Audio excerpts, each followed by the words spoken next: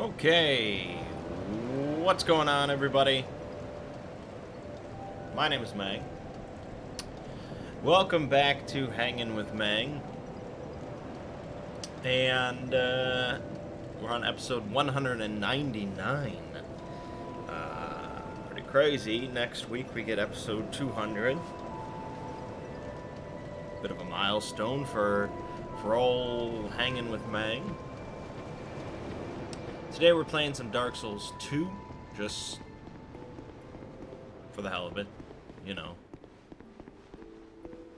I've been playing a lot of Rise of the Tomb Raider, which it's pretty shocking how much better that game is, in my opinion, than the first Tomb Raider.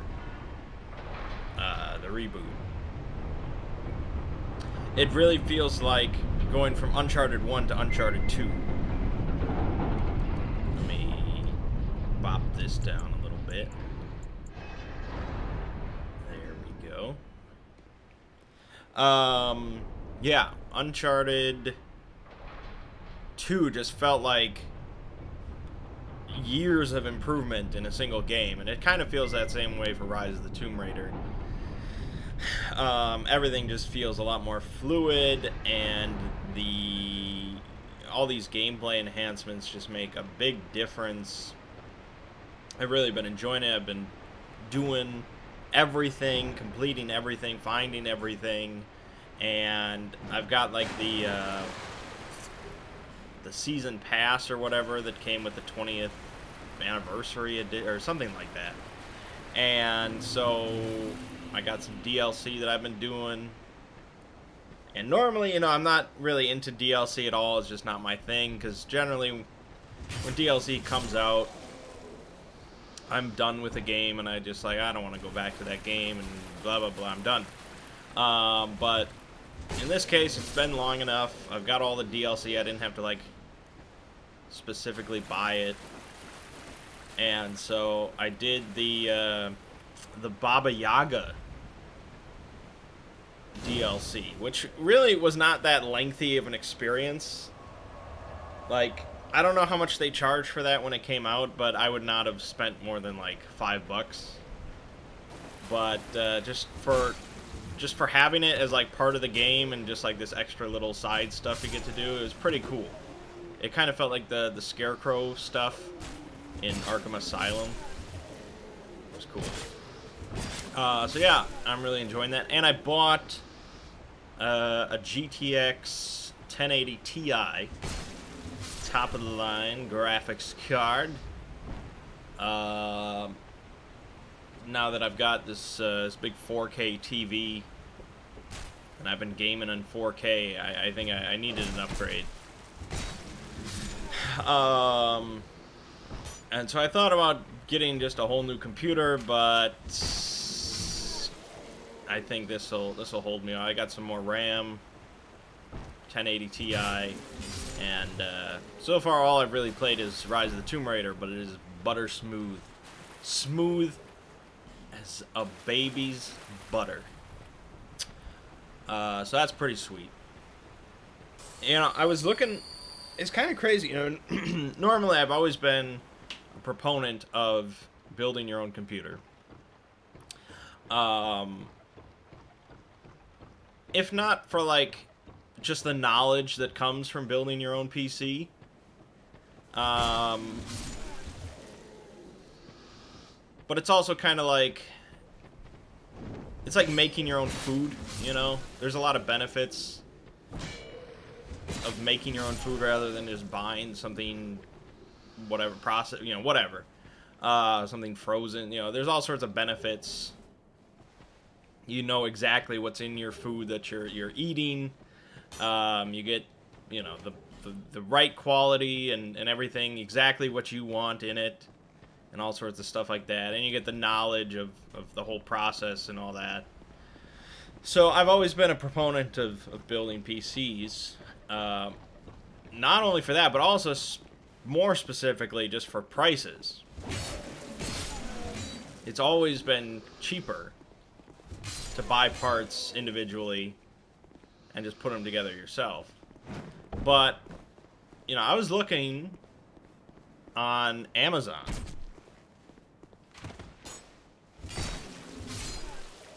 And I was looking at some pre-built PCs just for the hell of it. And I don't know, I found some. It seems like I don't even know if I could beat that price with building my own. Maybe I could match it, but I don't know. It, like, I had put together, like, on PC Part Picker, I just threw some parts together and looked at a build, and it seemed like the same build pre-built on Amazon, but with like an extra 2 terabyte hard drive for the same price, or, you know, and Windows thrown in. You know, it just seemed like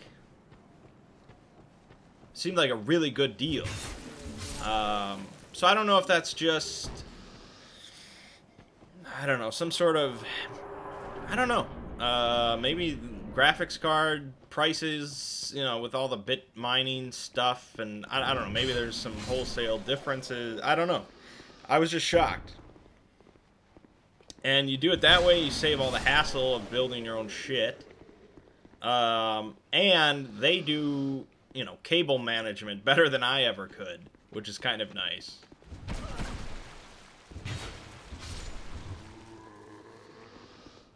And presumably, I've never bought a pre-built computer, but presumably, if something fucks up, you can just be like, hey, this is fucked up.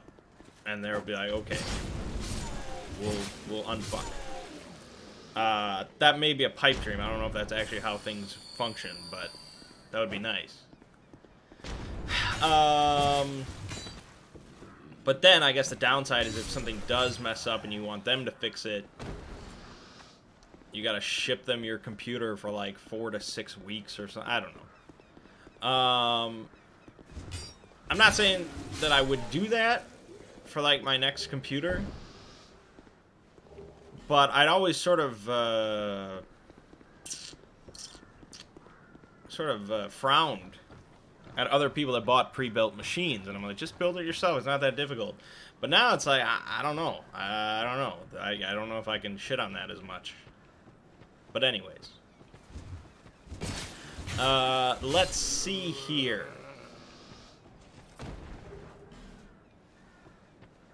This week on this channel, we finished up The Last Door. Well, we finished up Season 1 of The Last Door. We did not finish The Last Door, and we will get back to it soon enough, probably in a couple weeks.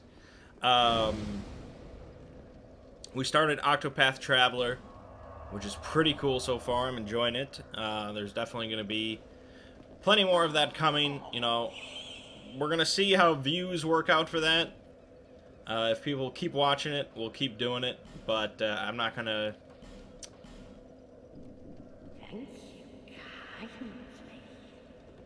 Really, the thing is, there's not much else to play at this time that's new.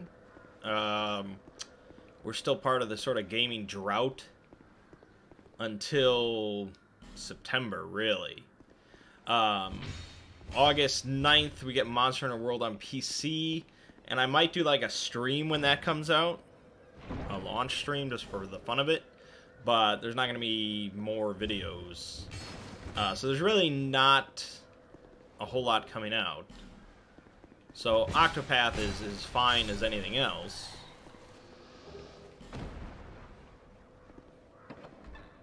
We'll see. And then we've got my primer for Dungeon Crawl Classics. I think it's going to be a 5-parter, if I had to guess. And so I think what we're going to do, the schedule right now, is we're going to do back and forth between Octopath Traveler and the Dungeon Crawl Classics primer. Then once the primer's done, I'm going to switch over to The Last Door, Season 2. And that shouldn't take that long either, so once that's done, we'll get back to Final Fantasy. We'll start up Final Fantasy 9. So throughout all of that, there's going to be Octopath Traveler for the most part. but we're gonna go through some other side stuff before we get back to Final Fantasy. Is that a shard you found? How? And that should be fine. You know, I don't want to push off Final Fantasy too much because there's a shit ton of videos. I have 114, I think, give or take, more Final Fantasy videos to upload. So, yeah. You know, even if I get 3 out a week consistently, that's a lot of weeks. You know, that's like over half a year of Final Fantasy. So there's a lot to come. So I don't want to delay it too long, but we'll get to some other stuff first. Yeah, that's about. Did I not buy the fucking key? Well, I spent money on something, didn't I? What did I buy? What is this? Oh, he wants me to open the door. Why don't I just forge my own weapons while I'm at it, you asshole? Anyways, on the Exploring series, we did Finn McCool, which seems to have been received okay. Celtic views are just not where they need to be. It's not all about views, but I mean, at the end of the day, it's kind of about views. So there's that, and I'll be around. This week I worked on Creatures of Celtic Mythology, which was a fun video to work on.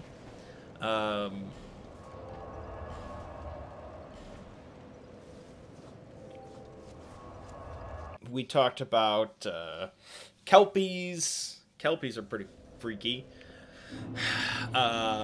Leprechauns and Banshees and Ketchi. Yes, for those that are fans of Final Fantasy VII, it's not pronounced Kate Sith. Of course not. It is Ketchi. Probably. I think at Square Enix they pronounce it Ketchi, I'm pretty sure. And that seems to be a traditional way of pronouncing it, so that's what I went with. It's definitely not Kate Sith.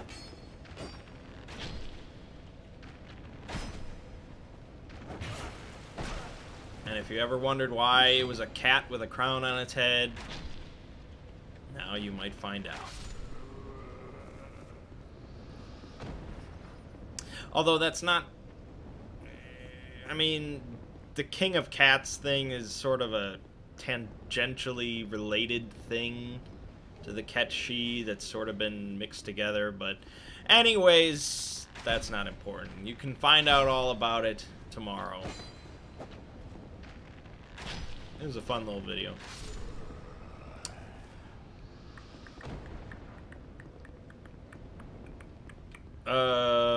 Yeah, there's that. And that's about it. So we've just got a couple more Celtic videos to go. Rhiannon and the Sons of Turin. And then I'll be heading to Gen Con and we'll do a poll.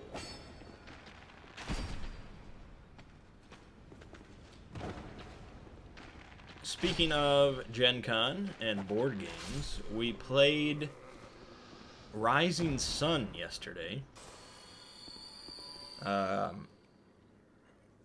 We were thinking about playing Millennium Blades again, and then I was like, you know what, I've got Rising Sun I spent way too much on for no reason.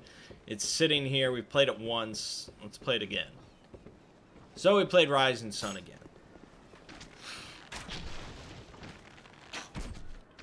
And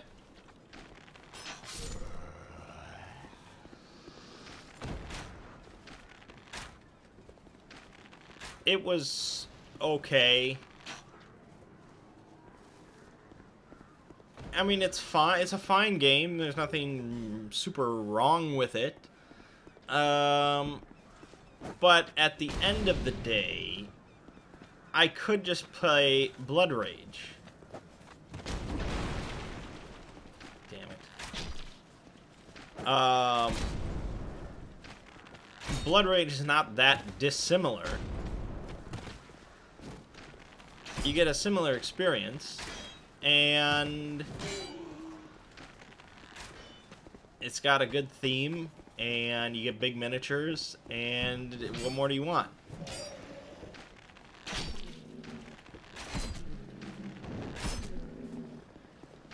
And I didn't have to pay extra for Rising Sun, and I could have just played Blood Rage. And, oh well. Yeah, so...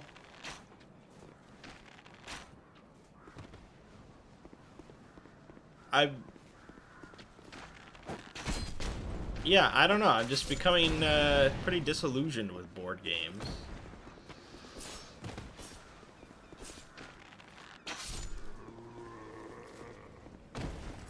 You know, I bought so many, which was, of course, a mistake. Never do that.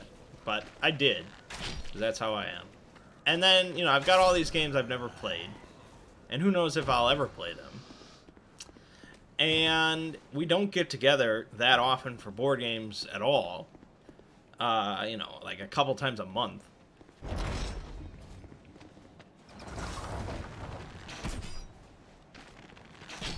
And when we do get together, you know, more often than not, we just play Cosmic Encounter, which is like, you know, it's the best board game, so why would I not want to play it? God damn it.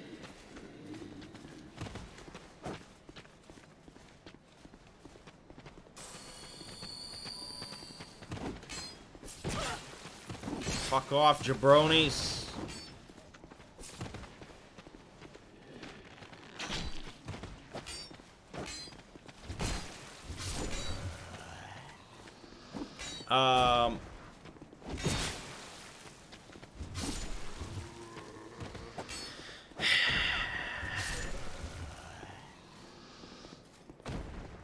And I don't know. I really don't have much interest in just buying any more games, because I got these games I've never played. And who knows if I'll ever play a new game that I buy. So, you know, we go to Gen Con. I like Gen Con. It's a fun time. And, you know, maybe I'll pick up, like, one game that we can play at Gen Con, because we're all there. It's a board game extravaganza. You know, something I know we'll play right there. And then that's sort of it. You know, it's just...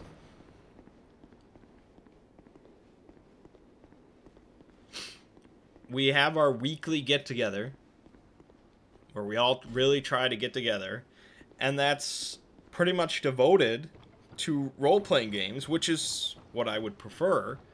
And so there's just not much time for board games, and not a super interest for board games. To be honest, a lot of the times I'd rather just run a one-shot rather than play... You know, rather than play Rising Sun, I'd rather run just some little one-shot. You know, a funnel or whatever. I'm just an RPG man. Although, you know, Cosmic is plenty of fun. I'd probably pick Cosmic over running a one-shot, but that requires 5 people. No! No!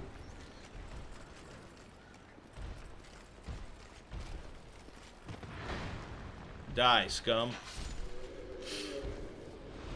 Yeah, so there's that. It's not like I'm saying board games are shit and I hate board games and blah, blah, blah. It's just, I'm not as enamored with the hobby as I was. It had that fresh allure of like, wow, board games, you know, I never knew they could be so, you know, so interesting and complicated and intricate. And that sort of sheen has worn off. And so now RPGs just hold so much more interest for me. And so that's where our weekly get-together just goes to.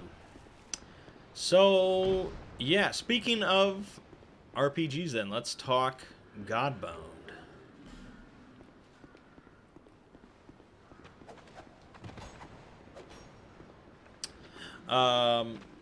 So, when we started up, we were on our way to Prince Aladdin's city.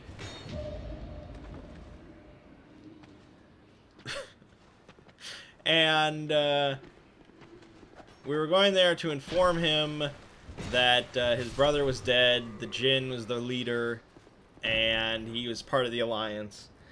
And to make sure that he and his wife are doing fine after the whole Gulk incident. And so, sure enough, he and his wife are doing fine. And with his brother, like, standing there, we tell Aladdin that his brother's dead. Thanks to godly fuckery. And, yeah, not much else to say. We sort of just moved on. And so I was jonesing for a bag effect, because I've got some control over the bag. And so I was like, I'm gonna go into the bag and we're gonna see what happens. And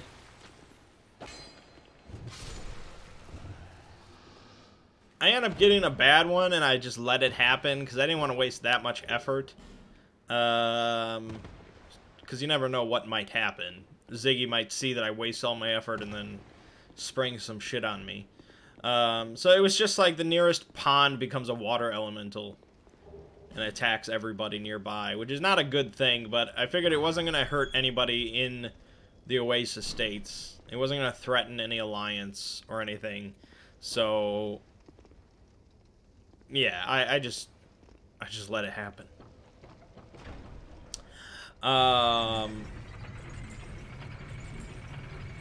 But then I think Thomas was looking for a bag effect. Because I was like, oh, you know, you can just keep going. You can just keep re-rolling until you get 50. Because we all want to know what 50 is on the baby bag. It's supposed to be a really awesome effect. I was like, you can get 50. And he's like, oh, you'll let me have 50 if I get it this time? And I'm like, yes, yes. Well, you can go for 50. So he ends up not getting 50, of course.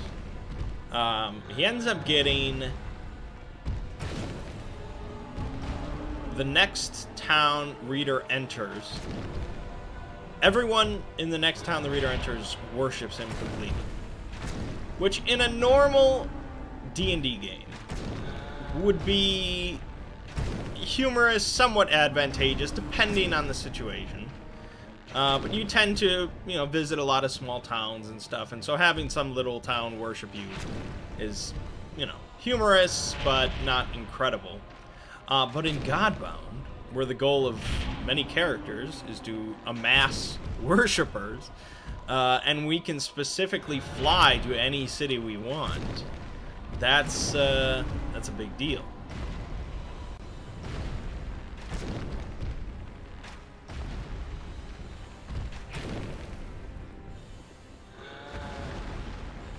And so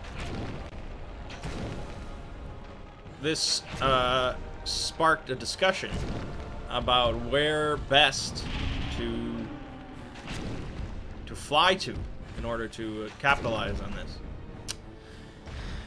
And so, you know, I mentioned Dulimbai, like going to a big city in Dulimbai. The bag effect specifically said non-capital city. So we couldn't go to a capital of a region, but you know, the next biggest city is still a lot of people for a lot of places. So, you know, going to Dulimbai and having tens of thousands of Dulimbians worship a member of our party could be pretty good for the war effort. But we settled on the Bright Republic because the Bright Republic produces a lot of fantastical shit. You know, it's modern America, somewhat futuristic America, and they trade a lot with Dulimbians. And so if we could nullify that to where they not necessarily exclusively trade with us, but definitely do not trade at all with the Dolymbians. That's a big advantage in our favor for the war. And so Thomas liked the sound of having a bunch of modern Americans worship him, and so we went to the second biggest city in the Bright Republic. I think it was called Pinnacle. And he touched down in the middle of a stadium, and the entire city instantly worshipped him as the one true god. And so, yeah, it spawned a lot of very funny moments and references. Like, he's got, like, multiple social network teams spreading his messages, and he's got a Twitter account, and they're gonna... Oh, that was my favorite part, was he was approached by... He was approached by an actor, you know, a somewhat famous actor in the Bright Republic. Ziggy said he resembled, you know, Brad Pitt, and so it's okay. He's Prad Bit. And so he was talking to Prad Bit, and I think he wanted, like, the license to his likeness or something, like he wanted to play Hugh God in the movie that they're going to be making, The Passion of Hugh God. So Prad Bit is Hugh God. So yeah, there was a lot of funny stuff going on with that, and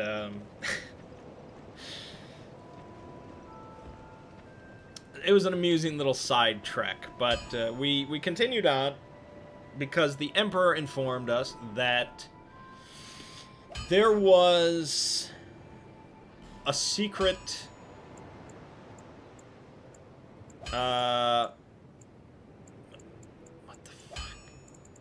There was a secret cult in the Ractine Confederacy that was collaborating with the Dolymbians in order to cast some magic ritual that would basically smite the entire region of Patria. And leave it completely just barren. Basically turn it into a giant wasteland and desert or whatever. Which is obviously not good. So the Emperor tasked us with finding this cult and wiping it out. Killing every last one of them, destroying everything, just wiping everything out. Sure enough, we'll do it.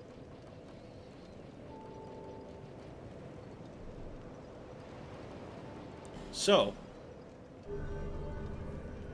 he tells us to go to this one town near the border of the Confederacy and meet with an agent. A Patrian agent that had been investigating this cult, named Antonius Titus. Titus is just never a good name to throw around, but okay, Antonius Titus. So, we flew to the Ractine Confederacy, to this little town, and the Ractine Confederacy is very much,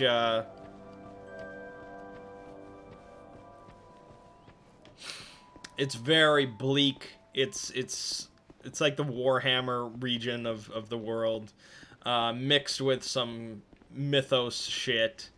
It's bleak, it's dark, it's depressing, there's monsters everywhere, there's dark magic, it's not a fun place.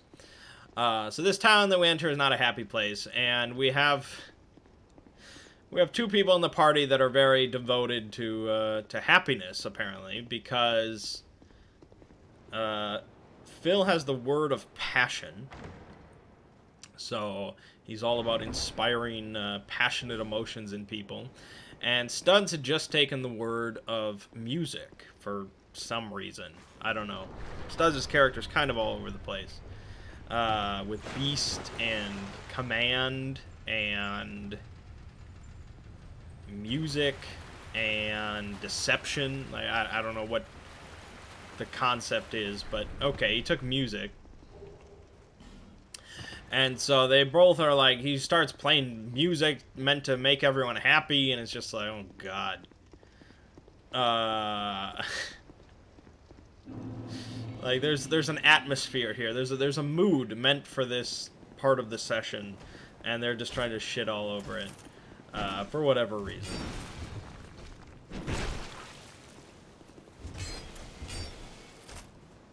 And so, okay, people are a little bit happier. Whatever. We're here to find Antonius. And so, sure enough, we find the inn that he was staying at. And we learn that Antonius is not doing so well. In fact, he's been mummified. He is a mummy. Dead, I guess. And so we go upstairs and we speak to the police chief. Oh, we talked to the police chief. No, we talked to the guard captain. I'm sorry. This isn't the Bright Republic.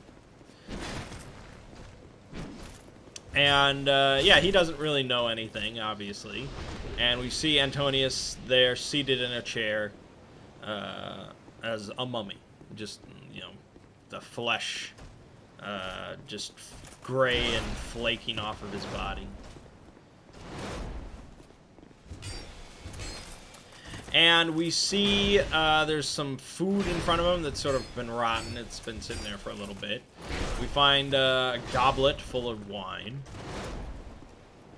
And that's pretty much it. Oh, we find a book written in some sort of code. And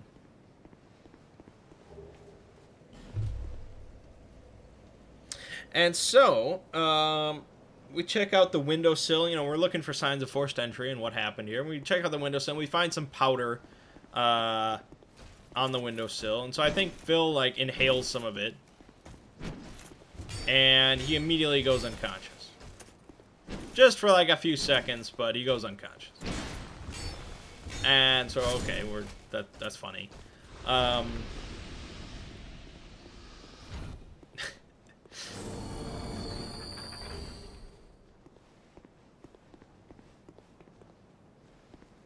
And, so then we're still poking around. He sees the goblet of wine. He's like, okay. And so he takes a big drink from the goblet of wine, and he goes unconscious again.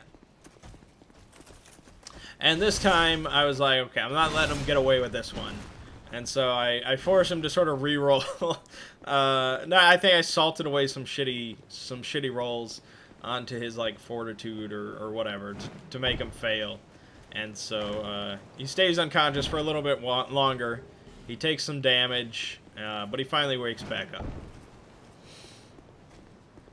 Okay. And so I'm like, alright, this is enough of this nonsense. And so I,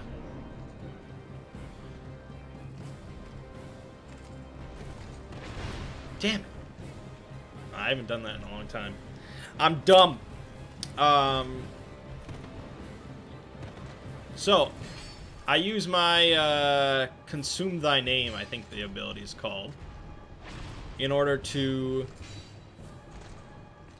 take on the identity of a lesser human, or a lesser foe, or a recently deceased human corpse. God damn it.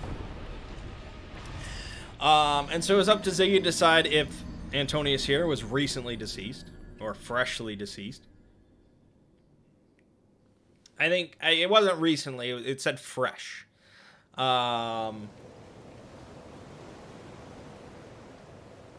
so, you know, it's up to the DM to decide what constitutes fresh as far as a corpse. But since he was sort of mummified, it reminded me of, you know, the Mummy film. The true Mummy film with Brendan Fraser. When they first find the mummy, and he's still, like sticky. And they say something about him being, like... I don't remember the exact quote they say. They may have said fresh. I don't remember. But it seemed like he was sort of still decomposing or something like... I don't know. He wasn't like a skeleton. So maybe Ziggy thought of that.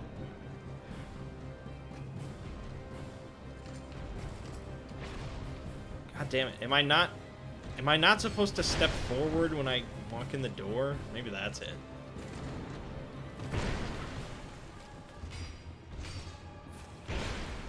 How is that hitting me? Hitboxes. Anyways, he decides that this is still fresh, and so I consume his name, and his body disappears. And so I become Antonius as he was in life. I don't become a corpse if I consume a corpse. I just become the person as they were alive.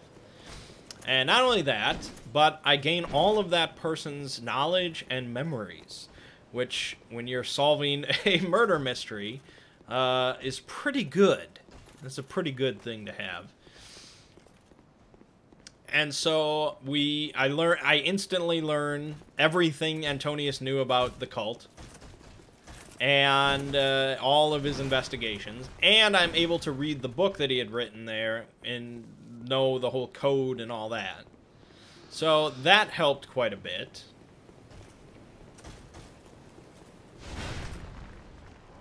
Okay, let's try not stepping forward.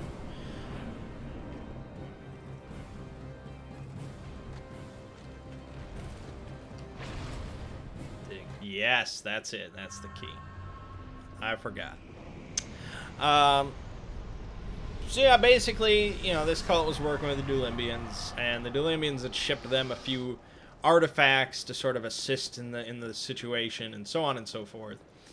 And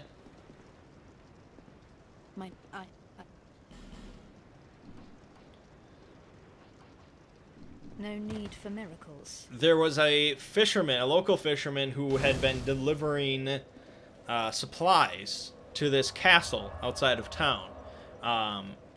And so Antonius strongly suspected that he was working with the cultist. And his name was John Marsh. Definitely a play from Ziggy on Silas Marsh and Obed Marsh from Lovecraftian tales related to Innsmouth. And so, okay, we'll go to this guy. He'll take us to the place, and we'll kill everyone there, and job well done. And so we head to John, and I'm in the disguise of Antonius. It's not even a disguise. I am fucking Antonius. No doubt. I know his whole life.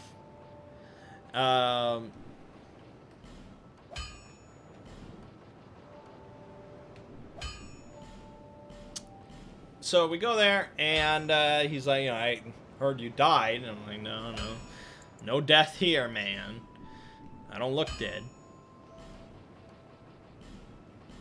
And basically, I confront him, saying that I know what he's doing. I know what he's up to. And I want him to transport us to the castle.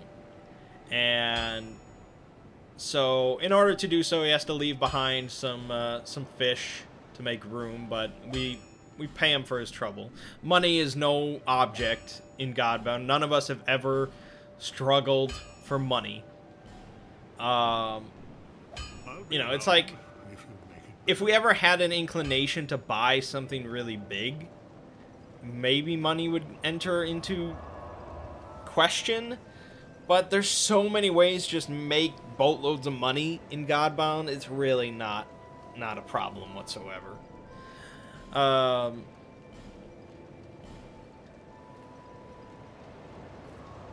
So most of the time, all the money we do is just like buying small stuff or small bribes and stuff like that. So yeah, it's not a big deal.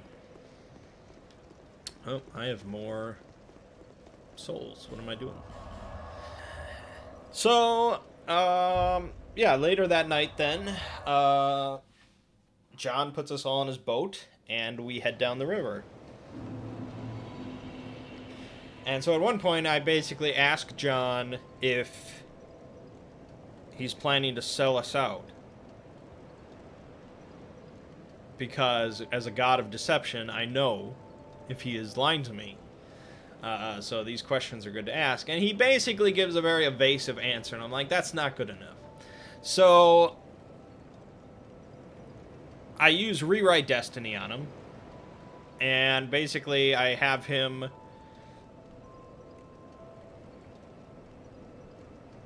tell us everything that he was planning to do.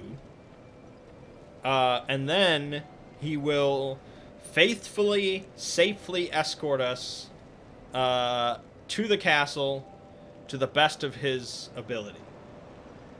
With no funny business. No backstabs, no betrayals, no nothing like that. And so he has no choice. I mean, it just happens because this is Godbound. And so he, like, gouges out his eye, because apparently one of his eyes had, like, a spell cast on it that allowed them to see everything he saw. So they already knew we were sort of on our way. And he told us everything that he had going on, and he was, you know, sort of a victim himself.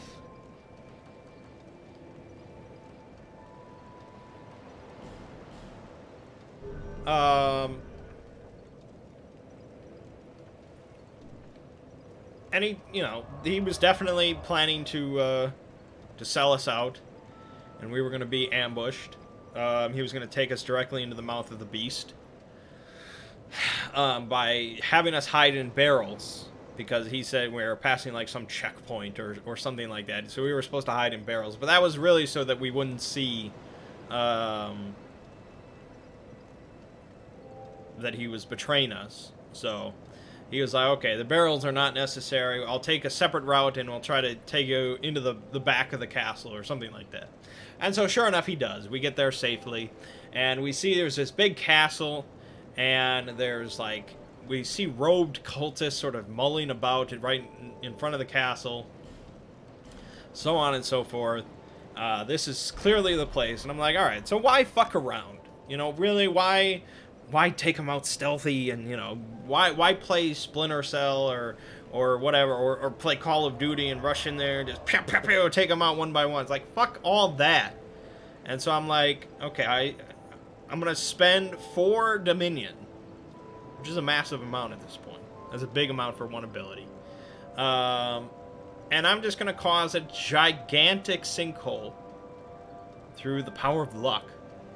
And it's just going to consume the entire castle and everyone in it and around it. And so Ziggy was looking over the book for a while and checking stuff and making sure, and he's like, okay. And so sure enough, that's what happens. The entire castle gets consumed in a sinkhole. There's screams of death. There were apparently prisoners inside, but Tempest doesn't give a shit. He was told to slaughter everyone inside and involved in this ritual. These are enemies of the Patrian Empire to the highest degree. So even if those were Patrian citizens inside as prisoners, it would still be worth it to do this, in Tempest's mind, because it's for the greater good. So, yeah, so I killed a lot of people in one go. Where are my arrows? God damn it. And, yeah, I definitely stopped the whole ritual very quickly, very easily. But out of the sinkhole, or right next to it, or something like that, pops a large tower, just erupts out of the ground. And on top of the tower are a couple of robed figures. So, okay, Ziggy decided that the boss man and his main assistant, they survived. Because, you know, the boss man of a big cult like this, he's not going to be a slouch. I understand. It was perfectly fine. Either way, I accomplished the goal to a degree. Like, the ritual stopped. Patria is safe. But, yes, I am honor-bound to kill this guy as well. He is the perpetrator. So, I think Phil, like, flew up there next to this guy, and he got blasted immediately for, like, 14 straight damage, or something like it. It was a massive amount. And he had, like, 7 health left, because he had taken a lot of damage from when he passed out from the drink and the powder, and I had sort of exacerbated that by making him re-roll his saves. So, yeah, he was not in great shape. He would have died instantly, immediately, but Studs used some ability that just nullified all of the damage. He took 0 damage from that hit because of Studs using some ability. Fuck, why did I drink that? Anyways. Oh, gosh. Why use a bow when an axe is just so much better? So yeah, Phil was saved, no problem. But this guy clearly did not fuck around. So let it be known that I could have sat back and done nothing. And they probably would have killed him. Maybe, like, Phil would have died in the process, which isn't a huge loss. But we probably would have won either way. But, you know, you gotta play to the best of your ability. And so, even though I pretty much had already done everything, I decided, okay, I'll finish this as well. And so I had Thomas turn me into a bird, into a hawk. I flew up there. I landed on the top of the tower. I turned back into human, and then I flipped the magic hourglass that I got last session that freezes all time except for me, but I take 3 damage per round. But freezing all time for 30 seconds is a big deal. And so during that time, I pulled out 2 daggers, and I basically sawed this guy's head off. I did like 15 damage over the course of the rounds, because every hit was automatic, and Ziggy gave me 2 hits per round, because I was completely uninterrupted, just doing surgical work on this guy's neck. And so yeah, he died. After doing almost nothing to us. He died with his head lopped off from daggers. And as far as he's concerned, this man just suddenly appeared on top of the tower, and then he died, and then he's dead. That was the last thing he saw. And to everyone else's eye, suddenly I was just standing over this headless corpse with some bloody daggers.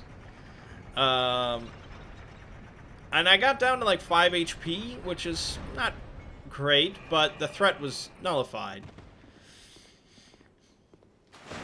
And so, you know, his little minion, his acolyte, was still alive, but, you know, suddenly I just appeared, and his boss's head is, like, at my feet.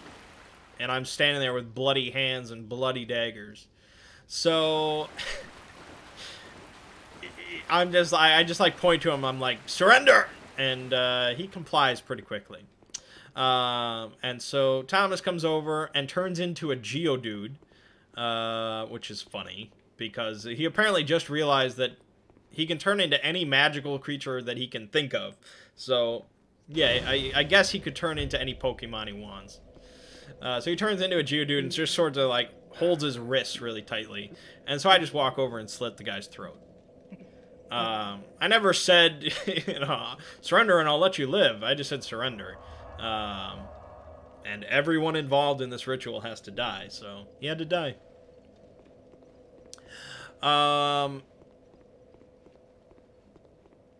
And so yeah, that was everything wrapped up and all well and good.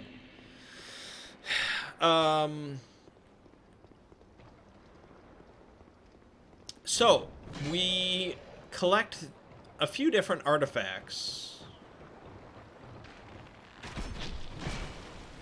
Maybe it was only 2 different artifacts. God damn it.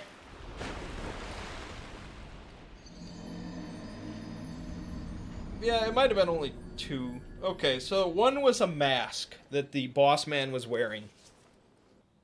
And, yeah, if you're ever playing an RPG, be very wary of masks. Never put a mask on yourself. Always find someone else to put it on for you. There's a very slim chance it's good, and a big chance it's very shit. So, I convinced John Marsh to put on the mask, and he did so. And basically, he experienced a lot of like weird visions of Dulimbian ancestors or something like that. And he almost lost his mind, I guess, but we managed to save him. We saved him. We saved him. But, you know, what was clear was this is a Dulimbian artifact. No doubt about it. And so I convinced Thomas to turn into an elephant and just smash the mask. And he did so. And out of the mask came this, like, green essence. This green, like, mist. And so Thomas the elephant decided to snort it up his trunk. And if you recall, his mouth is a portal to the abyss. So basically we sent this essence to the abyss. What exactly that entails, we may find out later. Who knows? But I gathered up the shards of the mask, and I put them in a bag. And then we also had a little statuette, really, of, like, a dragon. And so Studs picked up the dragon, and Ziggy's like, you have a strong feeling of smashing it. And so Studs is like, okay, you know, why not? You know, I got to smash the mask, you know, why not let him smash this? So he smashes it, and he gains the dragon word. From the new Lexicon of the Throne, there's a few concept words, so one of them is dragon. So he got the dragon word for free, for doing nothing. Which is sort of, yeah, it's sort of how Ziggy tends to operate, I think. He tends to give out some powerful shit. And so in a game like Godbound, it's really not necessary, because now Studs has 5 different words. So the dragon word, of course, lets him turn into a dragon whenever he wants. And he's got access to a bunch of different dragon gifts, breathing fire, and, you know, all sorts of different stuff. It's cool. He's very happy about it. We don't really need a dragon, but, you know, dragons are cool. And, yeah, this fuck. This is what I forgot about. And, yeah, so we headed back to town. We had a big celebration in town, because apparently this town was not a big fan of this castle and these cultists. So we took care of that for them. And... fucker. I did the same thing! Same damn thing. And so that's pretty much where we ended. But... we all got enough XP to get to level 4. But it's not just XP in the game to get to the new level. You have to spend a lot of Dominion. And so I had to spend 3 points of Dominion, I think. Maybe 2. There was a number. And so basically I convinced Ziggy to let me spend Dominion to find a smuggler willing to go into the capital of Dulimbai and leave a package on the doorstep of an official. And the Dominion also went for him being so loyal to the Patreon cause that he would do this for free, just out of loyalty. So probably a big waste of Dominion, but it gets me a level. So, and really, you know, what else am I going to spend Dominion on? Like cheesy, like giant sinkholes and stuff? Like, I don't know. Dominion is just sort of, it's just something you got to spend to get levels. That's what I consider it. I mean, sometimes it's super useful, but that brings me to my main point that I wanted to discuss about Godbound. And I know we're sort of late in the video here, but I really wanted to talk about this. Because I talked about this with the guys after Rising Sun yesterday, and they did not seem to share my thoughts. Really more because they just didn't even think of such things. This didn't even enter into their minds. But I had mentioned that Godbound was not my favorite RPG. It probably wouldn't even be top 3 for me. And the reason is Godbound is too easy. Which is such an odd thing to say about an RPG, and I never really thought I'd say such things. You know, video games could be too easy. Maybe some board games can be too easy, but an RPG too easy? How does that work? Well, it comes down to what I enjoy about role-playing games. And if you followed the channel for a while, you heard me talk about it. The thing that I enjoy is problem solving. I enjoy being presented with a challenge in a game and using wits and intellect to solve that challenge. Hopefully in a clever way. You know, hopefully in a fresh and new way each time. Hopefully without combat. But no matter what, solving a challenge, that an obstacle that was placed in our path. And generally, the more crazy, the more impossible the challenge, the more entertaining it is to solve it. You know, it's like a puzzle. If I gave you, like, if I gave you a 4-piece, like, jigsaw puzzle to solve, that's not very entertaining. Not even, like, to someone that likes puzzles, that's just stupid. Like, why are you wasting my time with this? But if you give someone who likes puzzles, you know, a proper, massive jigsaw puzzle or something, they can really enjoy sitting there and piecing it together. Maybe you don't enjoy jigsaw puzzles, but I'm sure you can appreciate the analogy. So that's what I enjoy in RPGs, is taking a puzzle, a challenge, an obstacle, and solving it in different ways. And so a lot of my favorite memories of playing RPGs, my favorite tales, involve some crazy situations, some crazy obstacles placed in our path, and us solving it. You know, coming up with a plan. That's some of my favorite times in an RPG, is sitting there for like 15 minutes thinking of the perfect plan. You know, trying to think of every contingency, trying to think of stuff that the DM hasn't even thought of yet, and then seeing the plan hopefully come together. You know, I know I've said nothing ever goes according to plan, but that doesn't mean I don't like to plan. And so that brings us to Godbound, where your tool set is so large and so laughably overpowered compared to the situation that it's like a 4-piece jigsaw puzzle. You know, take a situation in D&D like breaking into a guard house in the middle of the day and breaking out a prisoner and walking him out. In D&D or in some, you know, basic fantasy game or whatever, that's a pretty big challenge, especially because you have to do it in the middle of the day.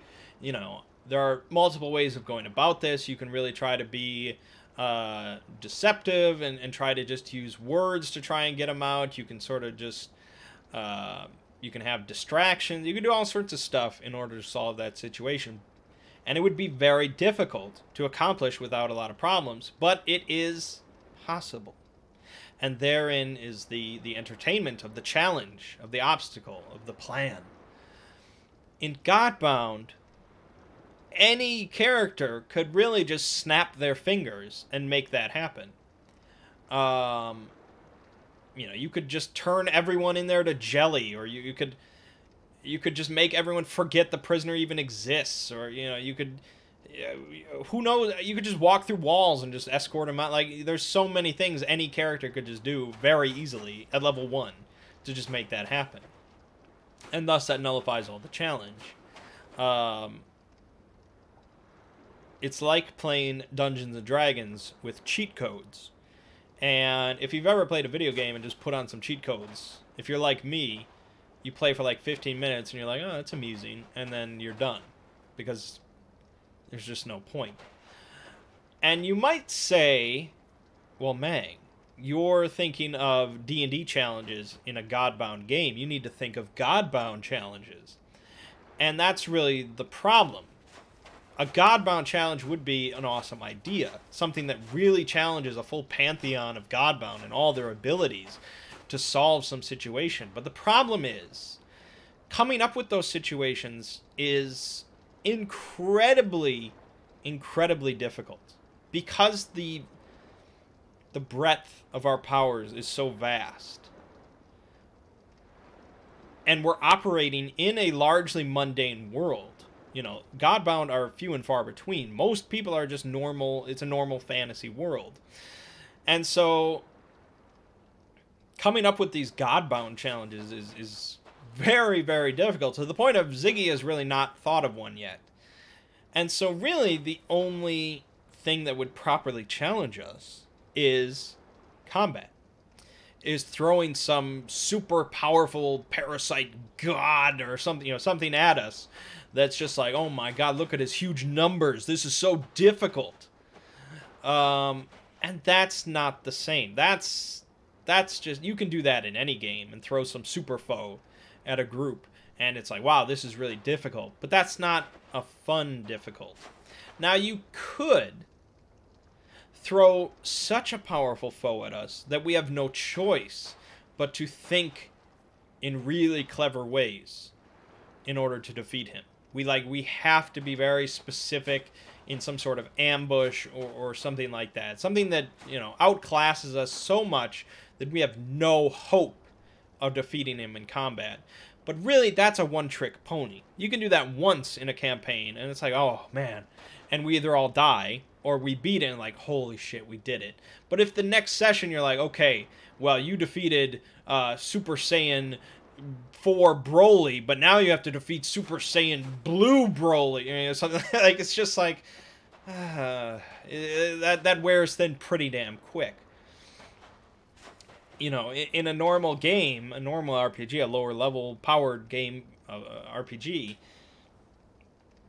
there's far more options for challenges to the characters because everything can be a challenge. All sorts of different things. But when it's just combat as a challenge, that limits your options quite a bit. So, I'm having fun with Godbound, let it be known. It's not like I'm not looking forward to the session tomorrow. I like Tempest as a character. And, I certainly have had fun snapping my fingers and doing all this crazy shit, and we've had a lot of laughs. But it just does not appeal to me in the same way as something like Sprawl, or something like Shadow of the Demon Lord, or Dungeon Crawl Classics, or Warhammer, something like Call of Cthulhu, something like that, where characters are much more fragile and much more limited in what they can do. And they really have to struggle in order to solve challenges. So, yeah, I brought that up yesterday to the guys, and they didn't even really know what I was talking about. They're like Thomas was like, what? I didn't even think, like, challenge? What? Like, you just play an RPG. And, people play RPGs for all sorts of different reasons. Some people play just because they love to roleplay as a character. And, I certainly try to roleplay as a character, but that's not why I play RPGs. Some people just love the thrill of combat. They love, defeating powerful foes in direct combat using their might, and defeating and becoming progressively stronger and defeating more powerful foes. And that's really not me either. Like I said, I consider entering combat to be already failed. So, I'm going to keep playing Godbound, of course. I'm not going to demand we switch or anything like that. But, when this ends and we move on in a while from now, when we're trying to think of a game to play, Godbound is not going to be on the tip of my tongue. Because it's like, okay, I could gimp myself. I could play a character that has significantly less power than the others, or has really shitty words or gifts, or has no gifts, or something like that. But that's not that's not fun at all either, because you're just, for one, you want to play to the best of your ability. You want to use everything at your disposal to solve a challenge, to solve a problem, to win. It's that's less like playing a game on hard difficulty and more like playing a game with one hand. And there are people that like playing games one-handed, but most of the time that would just be more frustrating than entertaining. And even then, if I did play like a guy, I played like a human guy, and everyone else was Godbound, they would basically just protect me, and it's not like I'm some super genius or anything. I'm like super powerful, and only I can solve problems. Like, they're all Godbound as well. They can all solve things just the same. They're all very powerful. Studs can turn into a fucking dragon and negate all damage. They can all negate damage. It's like, it's just, everyone's crazy powerful. It's not just me. It's just I have an issue with that, and they do not. So, I'm not shitting on Godbound. It's a well put together system for what it tries to achieve. It definitely achieves it. And I was drawn to the system because of all these crazy cool powers. And it is very amusing. It's like putting on cheat codes for a little while. But eventually, you want to turn off God mode. and you want to just play normally. That's sort of where I'm at. So, we'll see. Everyone else is enjoying it quite a bit. Ziggy's enjoying DMing it, so I think we'll keep playing Godbound for a while. But I thought I would just voice those thoughts. Alrighty then. I guess that wraps us up for today. Check out the Creatures of Celtic Mythology tomorrow. We've got more Octopath Traveler coming your way, some more Dungeon Crawl Classics talk. And that's probably about it. So, my name is Mangg. This has been Hanging with Mangg. And I'll see you fine folks next week.